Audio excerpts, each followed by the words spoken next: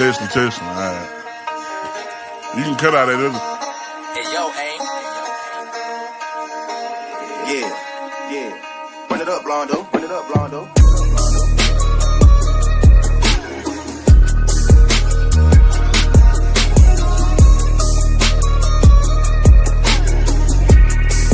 Hey, see y'all from Texas, where we sit riding swangers and put diamonds in our neck.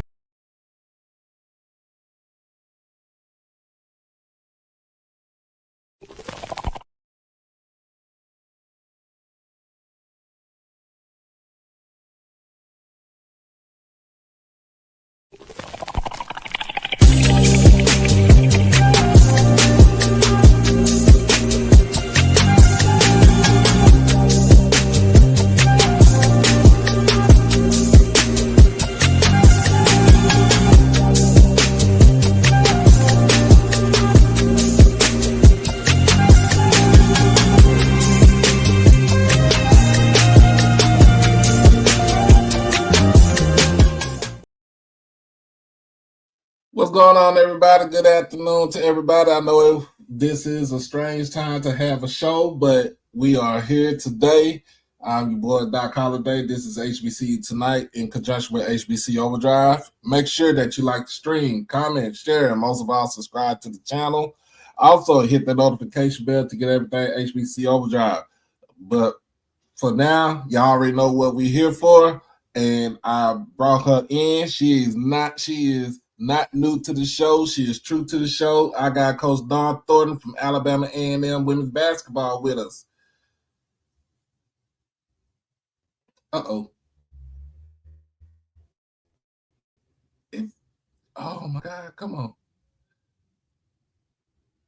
You know what? Technology just sucks sometimes. Anyway, we're going to try to see if we can get her back on.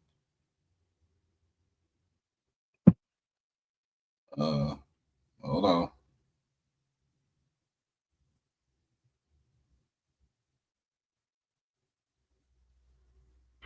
Okay. I'll go back on. But, excuse me. I hope everybody's having a good day, having a good afternoon. While we wait on for that, we're going to go ahead. We're going to talk about some more basketball. CIAA just starting the tournament. And here we go. All right. How you doing, Coach? I'm good. How you feeling, Doc? What's up? I'm here. I'm here in my supposedly man cave in my room. So, but I like that. I'm in my she shed, so I get it. I'm with you. So how's it going? How you feeling with the season going on right now? I'm excited. Everything has been really, really good. God is amazing, and everything is just kind of falling into place. So I'm really excited right now. You're sitting at 14-1 in conference, 18-9 overall for the season. What are some things that you see from this season that you saw at the beginning of the season that you feel like this season is going to be the one for you?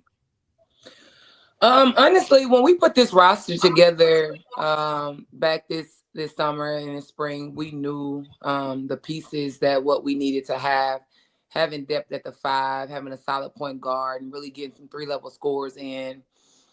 We checked all of those boxes of what we needed to do with recruiting.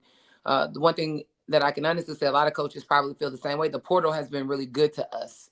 And because of the portal, we're able to specifically go out and get what we need. And I thought that we did a really good job of doing that in the offseason last year. Okay. And last season, you did end up winning 21 games. That's the first in school history. But you had some people that you had some ladies that you were very familiar with when you was at Pine Bluff.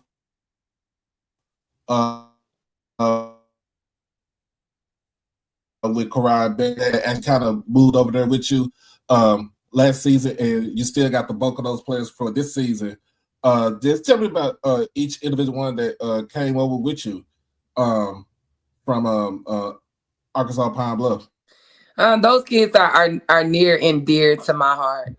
Karaya Beck, Kayla Walker, Moses Davenport, Courtney Rittenberry. I've had an opportunity to coach those kids 3 years or longer, and so we really and truly have a really great relationship with each other.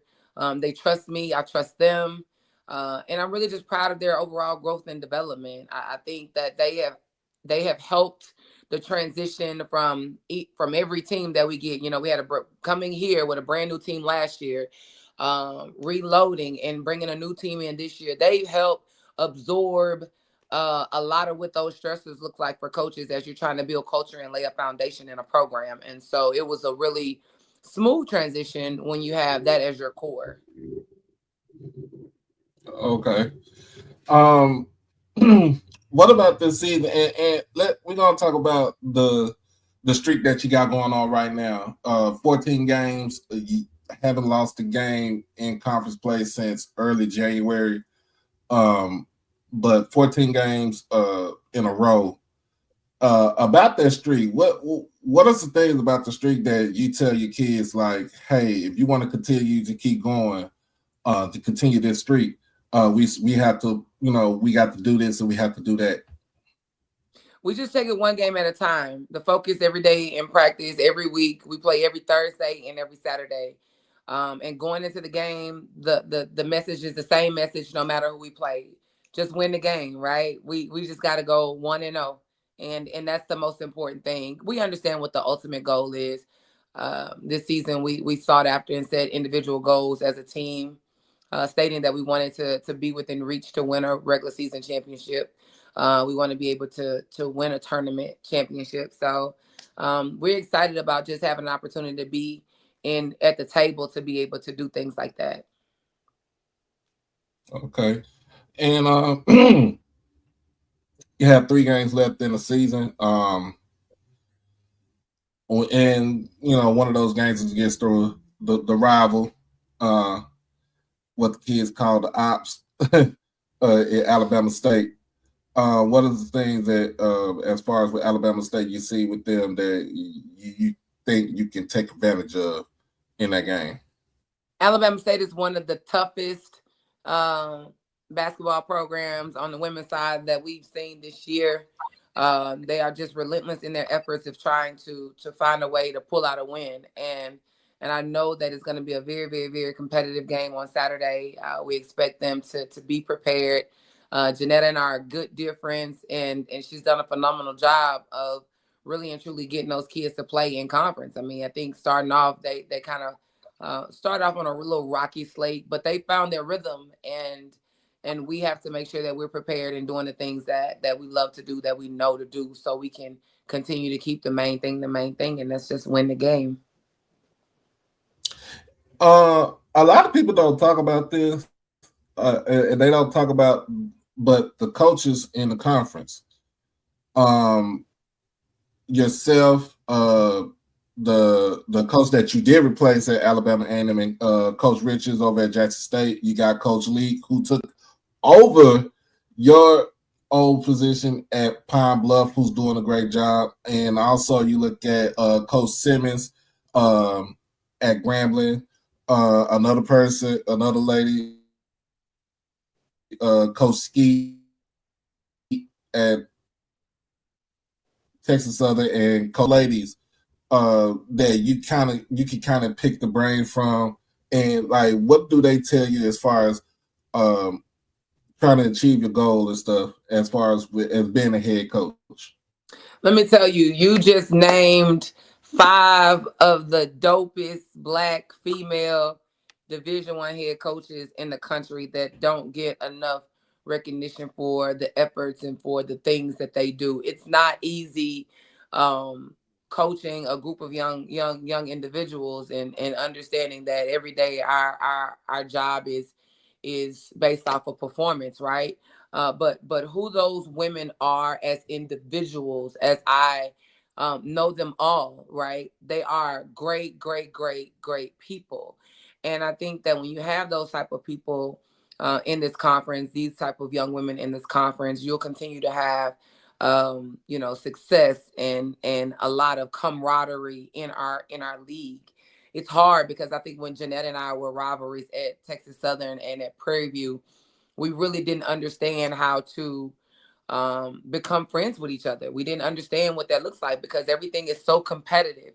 But as you get older, you really and truly start to admire people for their craft and for their art and for what they do. And so, for Coach Leak to come in behind me, for Margaret to go in behind Tamika Reed, there's just been a lot of there have been big shoes to fill for everybody, and even for me, coming in to Alabama A&M behind Margaret, and Janetta going in behind a legend, Frida Jackson. Those are big shoes to fill, and those jobs are never easy. So just want to give them their flowers, as say that those type of relationships that we have with each other. But we talk, a lot of us talk from time to time. Coach Leak and I talk all the time. Janetta and I talk all the time, and I'm just thankful to be able to have them as a vessel connected to me as I continue to do what I love to do. Okay, and of course, it's not to say that there's success on the men's side with Coach Jackson leading men over there. Do y'all have some type of I guess competition with each other when it comes to like, well, I'm gonna win the SWAC first, or you're gonna win the SWAC first, or just anything like that to try to get the men motivated and they see what you're doing over there with the women? I stay in my own lane. I've created a lane for myself at A&M. My team is really, really excited and pumped up. But, when Coach Jackson got to A&M, I was really excited about his energy and what he represents as a Black man, as a leader, as a mentor.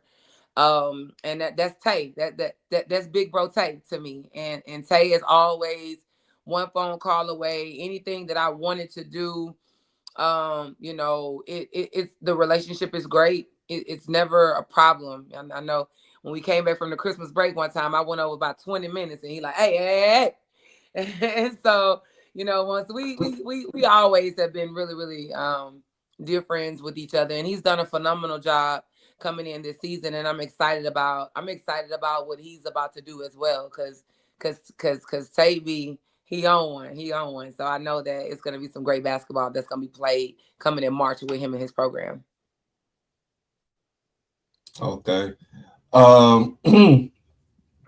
all know that your husband is still he's still on coaching football.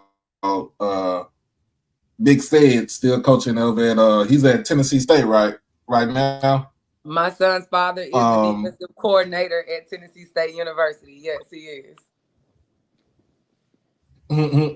So yeah, so it's still some distance a little bit, but at the same time, I know y'all push each other to be the best at what y'all do. It's especially just being in the job of as being a coach, because there's a lot of moving and shaking around whenever you become a coach, because you never know if it's gonna be it or we're gonna stay here for a while. But man, let's go ahead and talk about it, because you've been featured on everything. Your name has been in on the Twitter Spaces, on Facebook, even on the TV commercials. Because I just seen the video of the Dodge. What was that? A Dodge dealership giving you a Dodge Ram, big boy stuff. Tell us about that. Like, tell us about how did a a dealership from Indiana, of all the places, how do they hook up with you as far as that? Well, the actual company reached out to, they have a talent search firm that finds specific talents based off of what the needs and what they're looking for. So, they were honoring someone for Black History Month. They were looking for obviously an African American male or female for Black History Month, and really and truly wanted to do something different because women in sports is evolving so much. And so they actually just kind of reached out to me in my sent me an email, found my email address, sent me one, and they were like, let's make this happen in 2 weeks. But there was the ice storm that came in the beginning of Right. January. And so we had to postpone it. But it was really, really dope. I didn't know that it was going to be as big as it was. And then I just showed up when I showed up there, and we were going through all the logistics and the specs and all the other things and looking at the run of the show. And that was an all day 8-hour shoot for that commercial. And it was just so dope just to be a part of that. And I'm just thankful for that opportunity. It was really amazing. Okay. Um, well, we always talk about, we get on here, you get on here, we talk about the fashion. That's what drive people to see, other than you on being on the sideline and yelling and screaming and pointing and doing theatrics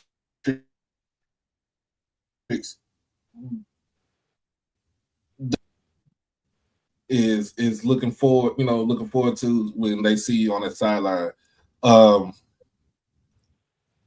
wish I could have got some more pictures. I wish I could have got some pictures from this season. I ain't getting enough time, but just like tell folks that doesn't know who you are, that doesn't know about you. Tell them about how you put together your pieces. When it's time for you to go coach. Well, I won't take all the credit for that. I have two stylists. My main stylist that pretty much styles me on game day is Tanya Pugh Johnson from 16 Cross Pearson, located in Birmingham, Alabama.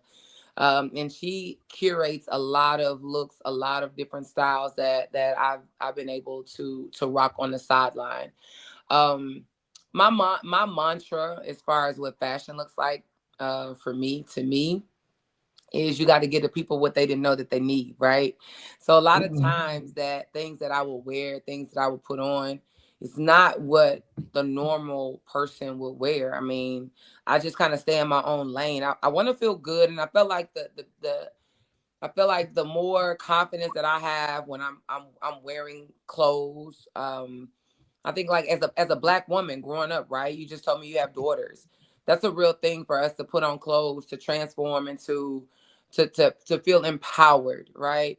Because the world always views us in a certain type of way anyway. We have this stigma about us anyway, but being able to put on clothes and put on makeup and just get dolled up to just be you and your unapologetic, authentic self. I just enjoy what that feels like. I embody that, and I want my players to feel the same way when they're lacing up their shoes. And they be like, Coach, can I get some? Can you got some eyelashes? Coach, you got some lip gloss? Coach, you got, So it's just it's a great relationship that I have with them, and we really enjoy that, and they enjoy me putting it on too.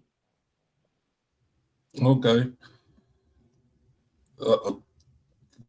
So we got somebody here representing Callaway.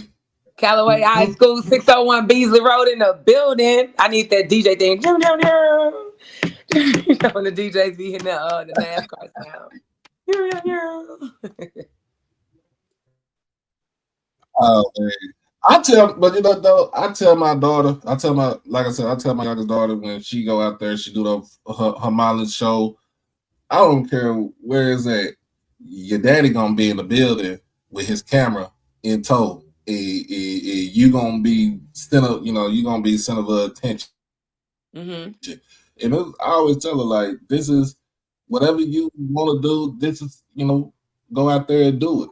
And don't half it. Don't half. I tell her, don't half ass. I'm sorry. we don't do the half. We don't do the half thing. You go out there, you give 110%. It's just like if you was playing any type of sport. Me and her mother, we are her biggest cheerleaders. And I also kind of told her about you. I was like, don't feel bad. You see this lady right here? She out there coaching basketball, and she out there looking good. She making the game look good when she coach out there on, be on the court on the sideline. And so she just taking it, she run with it. Well, that's good that you're pouring into her for her to have that type of confidence now, because I really didn't have that growing up. So just to be able to have that, that's a real thing. When I was growing up, it was just you're gonna play basketball. You're gonna Right. play basketball, and that was my only focus in growing up, and nothing was wrong with that. I thought that that was a great life for me. It taught me discipline. It taught me teamwork. It taught me the definition of hard work, and so accountability, right? I'm thankful for that. But that's a good thing that you're pouring that into her now. She'll remember that as she gets older. Always, she'll always remember how your daddy made you feel. Let's tell that. I tell her that. Like, don't go out. You're gonna go do this. You do it 110% and be your original self. Be your authentic self. You're gonna be goofy. Be goofy. Sure. That's hey. Yeah, at one point in time when I was younger, your daddy was goofy, but then she'll look at me like, "Oh, you're old, daddy." she's either gray on my chin and everything. Like, don't get it twisted, because I like your daddy looked good when he was in high school. So let him know. Let him know. Yeah, let him know. Let him know. But you got something that you could do that probably will hasn't been done at Alabama A&M. I think this would be, if you win on Saturday, y'all will have a share of the conference regular season championship. And I don't see anybody. I really do not see anybody catching up with y'all no time soon. You also end the season. You end your seasons with Grambling. And you also have Southern at the end of the season. What about that Southern team that with Coach Funches that you feel like you can try to exploit in that game right there? Coach Funches and Coach Gilbert too.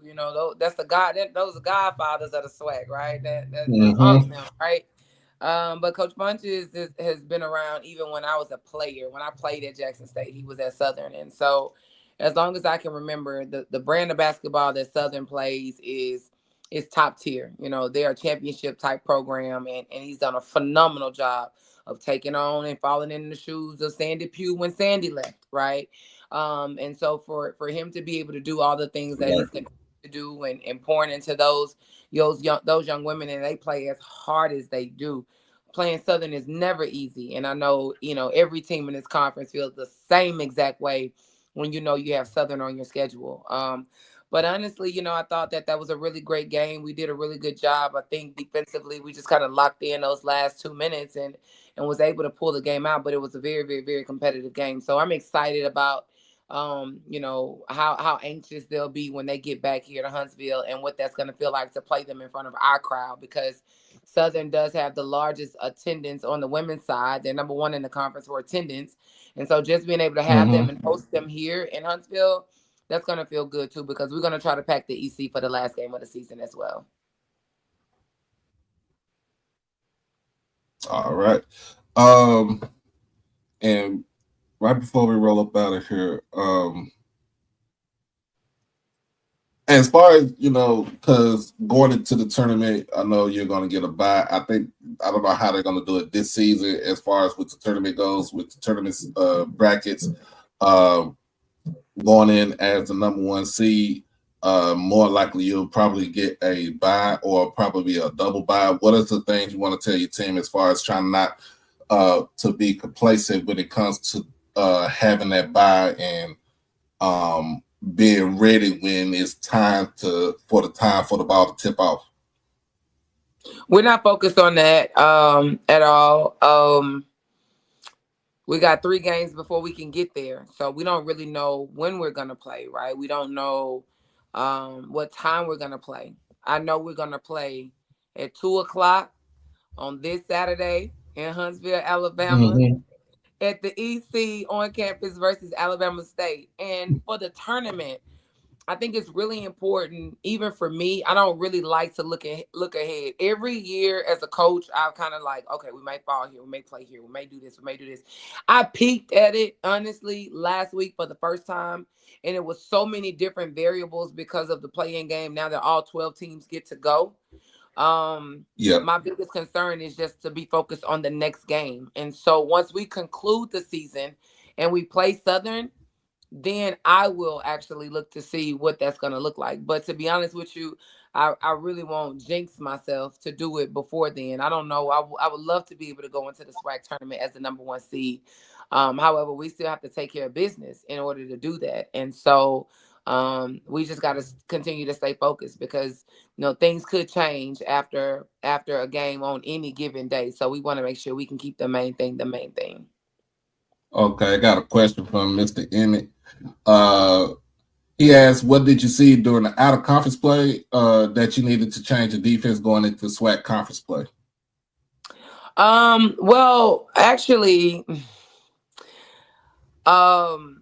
defensively, we were a deny elbow in the passing lane type team in the preseason. And you don't see a lot of athleticism. You see a lot of skill set. You don't see a lot of athleticism. Some schools you play in the preseason, you'll see both.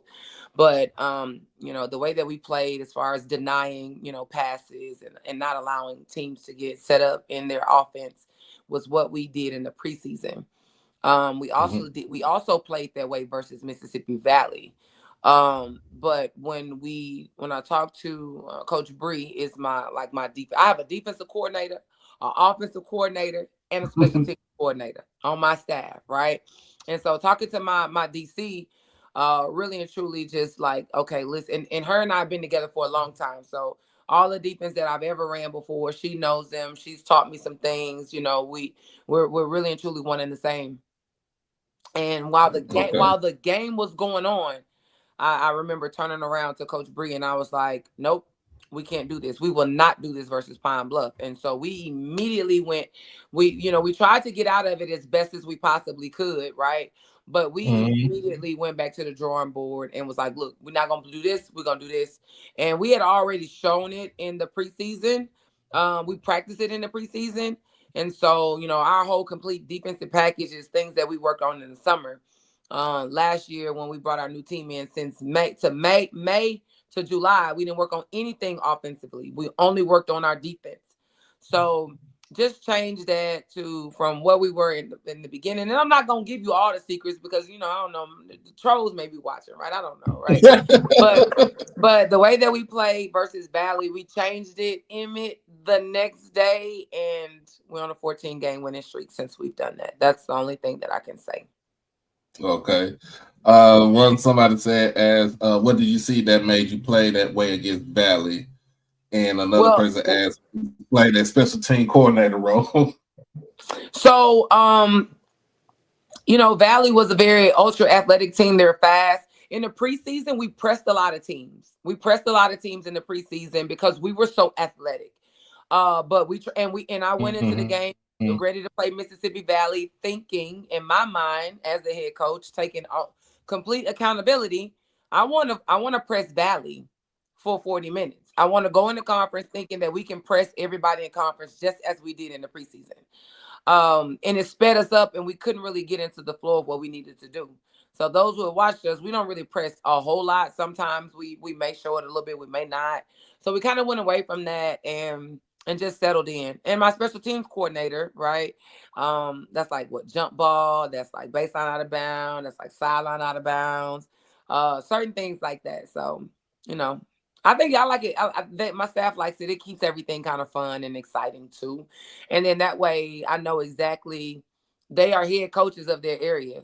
So if I feel like we need to do something differently for our baseline out of bounds, I go talk to Coach E and like, E, what you got? I need to see boom, boom, boom. And then she brings it to the table and then I say yay or nay. And most of the time it's yay because they are head coaches in their area and they know what they're doing. So I'm just excited about having them on my staff because the kids really respect them and they love them and they trust them in their craft.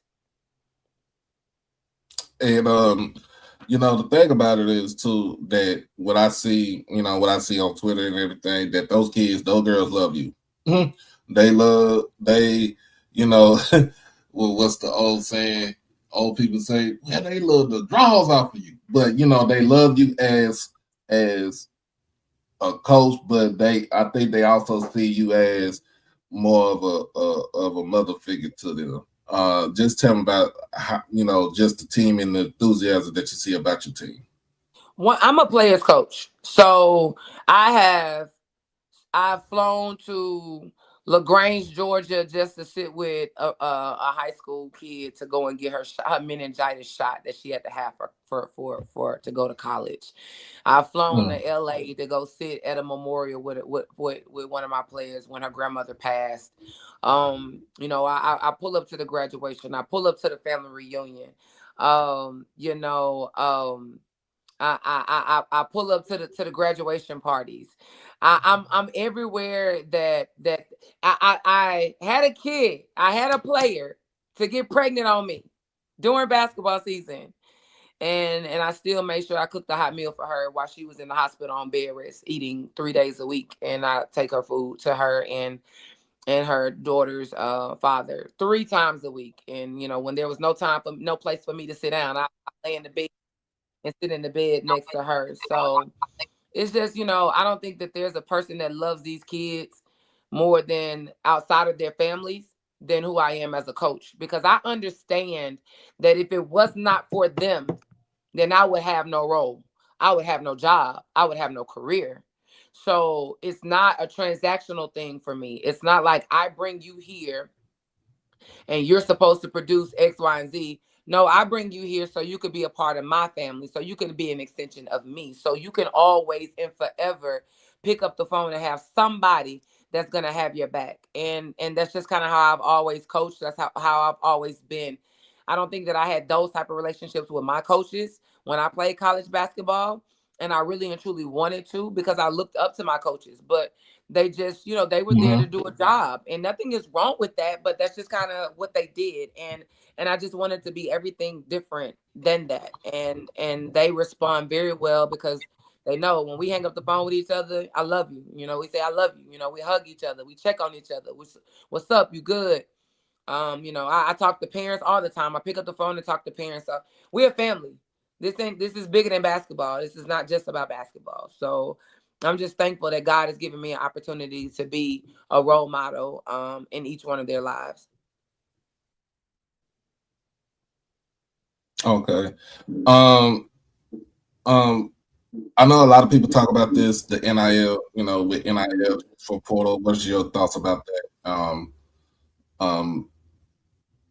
And how do you feel, about transfer portal NIL deal? Well, the portal is always good to me. I'm so excited about having an opportunity to always be. As soon as season over, my staff know we're gonna boo, boo, boo, y'all need to put boo, boo, boo, boo. So the portal is really really good to us. NIL money is great. Dr. Bryant, my AD, has done a phenomenal job of taking care of this women's basketball program. And I think you get able to see that with the type of talent that we have. So just shout out to him for continuing to believe in this program and everything that we do. So we're fortunate enough to have a great number to where we can provide NIL monies to our women's program, to our women's players. And so I'm excited about that. I don't want to share too much. I don't want nobody from, nowhere else in the conference. They're like, well, she said they getting up. We getting what we getting, and it's good. And the getting is good.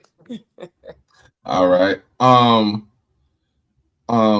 Last but not least, you got that call from Coach Staley over at South Carolina about what?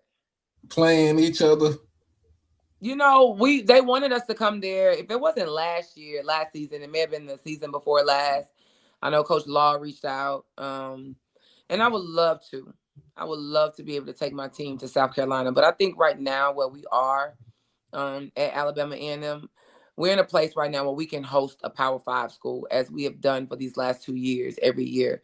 And I think it's important that the P4 schools commit to that. We don't live in a day and age anymore where, you just got to feel like we got to just pull up to your house and just play you at your house. And we got to go and get money just to keep the lights on. It doesn't work like that. Right. And we're in a really good place. And yeah, we're in a good place financially. We've done a really great job as far as creating an atmosphere that a lot of programs, a lot of teams would love to be a part of. Our band, and just being able to put that HBCU culture on a stage is something that I think that a lot of P4 schools want to see now. That was something that Yolette wanted to show with her team, was like, look, I want y'all to come in and get a feel of the band and see what that looks like and all of those things. So I've just had an opportunity I'm waiting. I did send a text message out a few weeks ago. So, I think I said South Carolina, we'd love to host you. We would love to be able to bring Coach Staley to Huntsville. So I'm working on that. That's on my bucket list. So I'm gonna get that done. Okay. I'm working on that. I'm gonna get that done. Because she get that done. Yeah, because she did. I think this season she did go up to Coppin State. She played Coppin State at their house. I know somebody just put out there Auburn with Coach Vickers, who's a first-year head coach.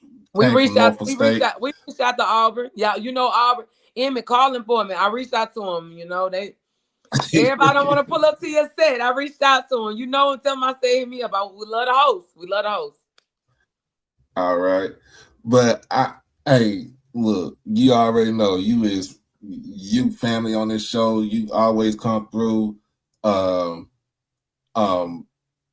Just the back and forth. I'm glad I did get a chance to interview you today, because I ain't know when I'm gonna start my new job and stuff like that. I was like, you know what, man, we got to do something. So I'm glad I reached out to you, and hey, we always get it done as always. I appreciate you. Thank you so much for having me, though. I really do. Oh, you got to see, and now look, I'm seeing behind you. You got two of my favorite players behind you. You got that Dirk, and you got Penny. I got Penny. I got Lamar Odom. We got Dirk. We got Jerry Rice. We got Walter Payton. We got Tracy McGrady. Like we good. We got Larry Johnson. We good. I like Penny because I love Penny in his game when he was at University of Memphis, and then of course when he with the Magic, and then with Dirk because I'm from Dallas. So, gotcha.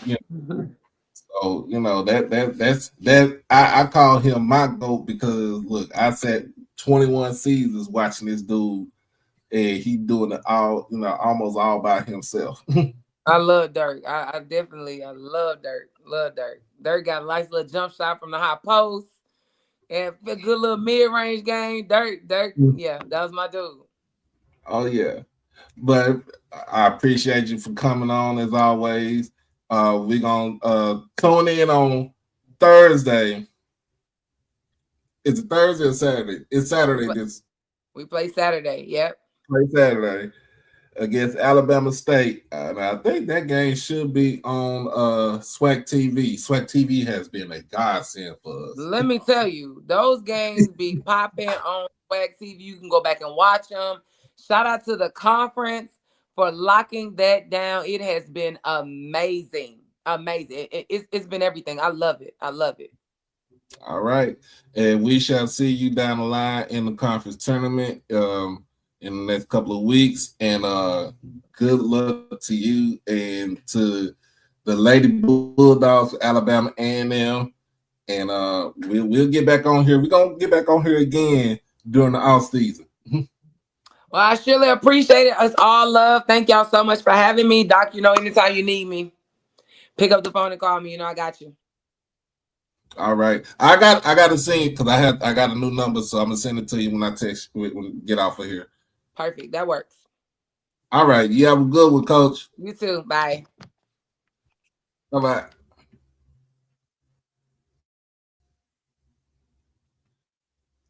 All right.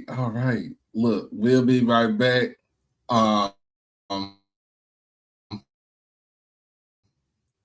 Be right back.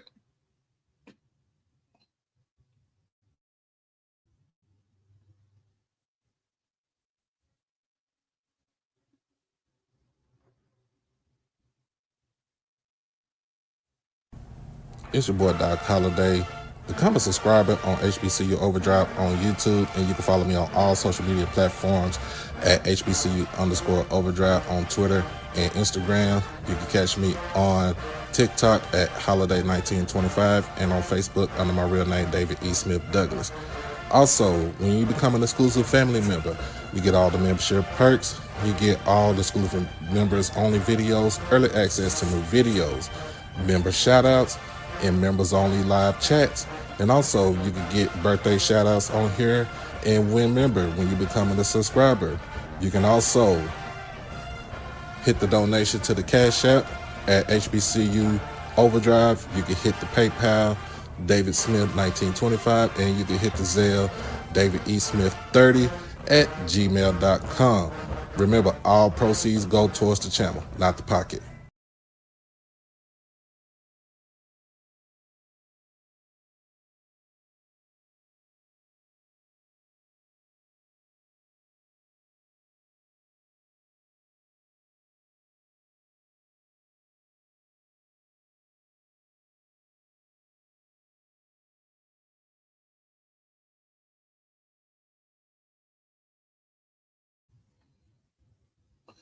Okay, we are back. Look, I don't know what's up. My internet is running slow. But anyway, man, look. Before we get into it, look, I'm gonna need some help. Okay. Now I start my job actually on Thursday. I started on Thursday. So being out for 3 weeks and haven't gotten the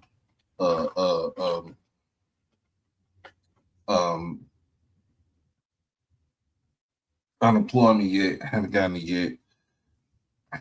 I need help. And I'm reaching out to my family to help me out so I can get some things in the house and make sure that I'm good and I'm straight. So it sucks, because you gotta wait on this and wait on that and sign this and sign that, and it's irritating. It's irritating, but I wouldn't ask anybody. I wouldn't, put myself out there and asking about it, for this, just to help out until I get everything going. Nah, you good, man. I have to get everything squared away. But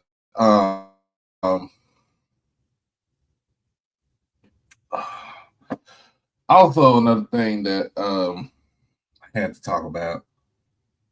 Went to the doctor yesterday. So I did my follow-up. I always, when I do my physical, and went in. Physical was good. I did that last month, but I went to my doctor yesterday and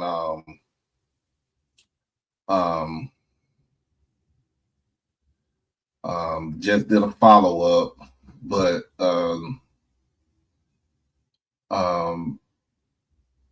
doctor put me on another medicine. And it's for my cholesterol. So she's seen a little spike in my cholesterol from my blood work last time when I went there. And I was like, you know what? It probably went up because I try to take care of myself, but working at night is somewhat strenuous a little bit. So I gotta take better care of myself. I also got my water, so gotta stay hydrated, drink water and stuff like that. But getting news that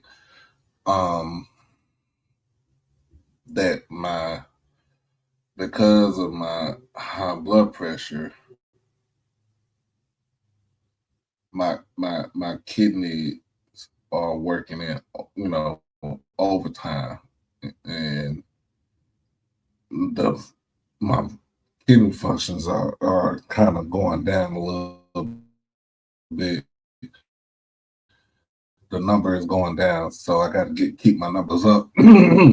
So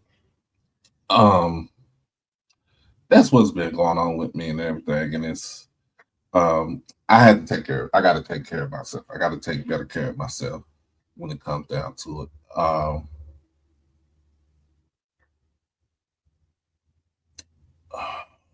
That's all I can really. That's all I can really say is just take better care of myself. And this is just years and years of, I wouldn't call it neglect, but not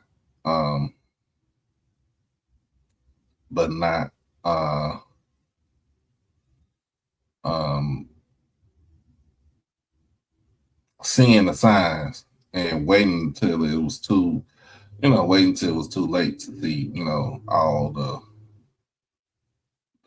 red, the red flags and stuff like that. So we gonna talk.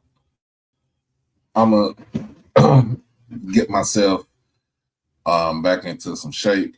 I've been doing my talking to my doctor as far as my therapy is with my mental health. So that's still a priority. And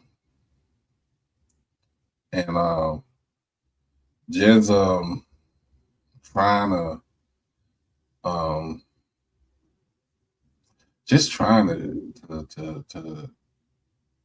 shake back and get myself back right. That's all I'm worried about doing, and still being a father out there and stuff like that. And still continue to bring all the dope interviews and the fire shows that we do all the time, and that I do all the time, and being there with my guys over at Fat Mouth Sports and doing my photo shoot, doing my photo photography thing and stuff like that. So that way I could be here longer. Because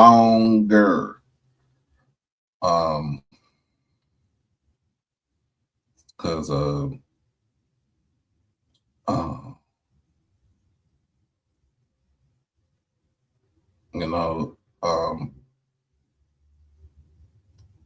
don't want to be in my 50s on dialysis. I ain't trying to have that. I ain't trying to do that. But yeah, I've been, just going through job change, not having no type of income coming in for the last 2.5 weeks, almost 3 weeks. It's a burden, and like I said, I wouldn't ask for help, but I need a little bit of help so I can get stuff in and make sure that I can maintain some form of normality in my household. But if you feel like it, you can always go through PayPal or Cash App. But you know, it's life, and that's all I can tell. That's all I can really say anything about. But it's that's life. But let's go ahead and move from that.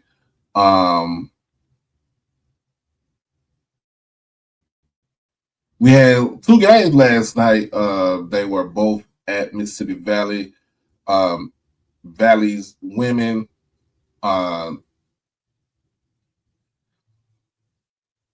took L 21-point loss to Grambling, 83-62.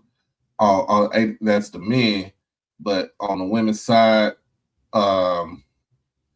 it was even worse. A 25-point loss to Grambling, 84-59. On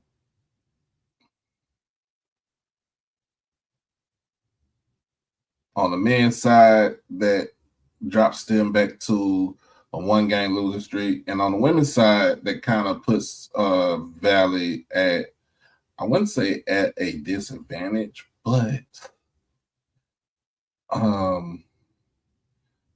when you think about it, they're going to have to play some. They'll have to play some games. Probably have to do 4 games in 5 days, which is kind of hard to. It's kind of hard to do. But Valley has to where they can finish the season. Valley has it to where they can finish the season with 9 wins on the women's side and try to get themselves into the conference tournament on a little, they want to be on a little hot streak, but it's going to be hard because the last 3 games they have Pine Bluff. They have Pine Bluff on the road, and the last 2 games they'll be on the road at Alcorn, and then next. For the men's side, they have to run the gauntlet. They have to run the gauntlet through the conference tournament. No ifs, ands, or buts about it. They have to run the gauntlet in order for them to even sniff a conference tournament title and an NCAA tournament bid. But when you look at it on the women's side again, we just talked about this. Alabama A&M with sitting at 14-1, sitting at 14-1 in conference play. Alcorn and Alabama State sitting at 11 with 11 wins. Southern sitting at with 10. Even if let's just say if A&M takes a loss in either one of the 3 games, the last 3 games, they are still guaranteed that they will win the conference, the regular season. If they win on Saturday against Alabama State, they win. They are the regular season champions for the conference, guaranteeing them a number 1 spot in the SWAC tournament in 2 weeks, and guarantees that really nobody won't be able to catch them as far as tying for the regular season or outright overtaking them for the regular season. The only way they can do that is if they lose their last 3 games of the season.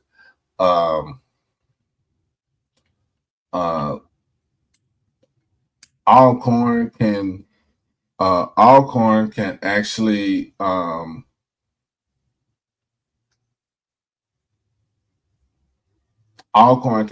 overtake Alabama A&M, but I think as far as with tiebreaker, if that happens, Alabama A&M will still be regular season champs. Same thing with Alabama State, which they are half game behind Alcorn in the standings, and Southern can only finish no better than second place in the conference.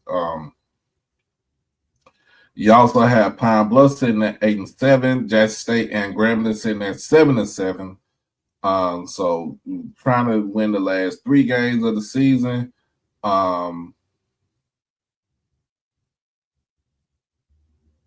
Actually, it would be 4. Win the last 4 games of the season for Jackson State and Grambling because of them, they play 18 games in the conference. Jackson State can finish off the season. It depends on how they finish off, but they can finish off the season with a over 500 record in conference play.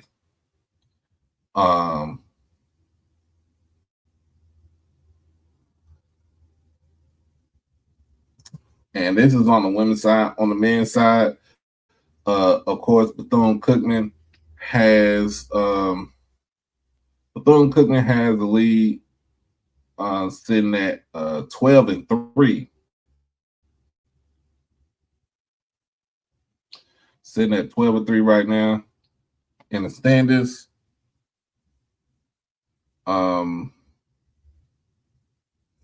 And they also have, if I'm not mistaken, they also have 2 games. They have 3 games left for the season, and then the season at FAMU on March 5th. Looking at standings, Southern and Alabama A&M and Pine Bluff can finish no better than second place. What's up, my guy Ray Rogers? What's happening, man? They can finish no more than second place in the conference. But other than that, man, basketball is heating up. This is the time of the year where it heats up, and especially going into the conference play, conference tournament. It really is going to heat up. Yeah, you'll really see the contenders and the pretenders on both sides of the bracket. But other than that, man, we're going to go ahead and get off this thing right here. I'm going to go ahead and eat my lunch. Appreciate it, man. Appreciate it. If you haven't watched it, you can always go back and watch it. You can always go back and view it. Also, you can share this with everybody. For all my folks that's at Alabama A&M, make sure that you share with your classmates, with the alums, and just the student body. I even share it with Dr. Brian. Dr. Brian is a good dude, man.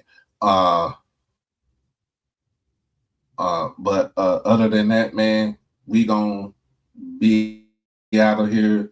Y'all be blessed. Y'all be safe. Hug your loved ones and love on your loved ones. Check on your strong friends. Check on everybody's mental. Crash out on your kids and beat them out the penitentiary. And in the words of my man, Lord Jamal, punch a Nazi and fuck Donald Trump. We out this thing. Gonna see y'all tonight. I'll be on tonight with Fat Mouth Sports with strike season. We got a fun show to watch over there tonight. So make sure y'all make your way over there. As always, y'all be easy.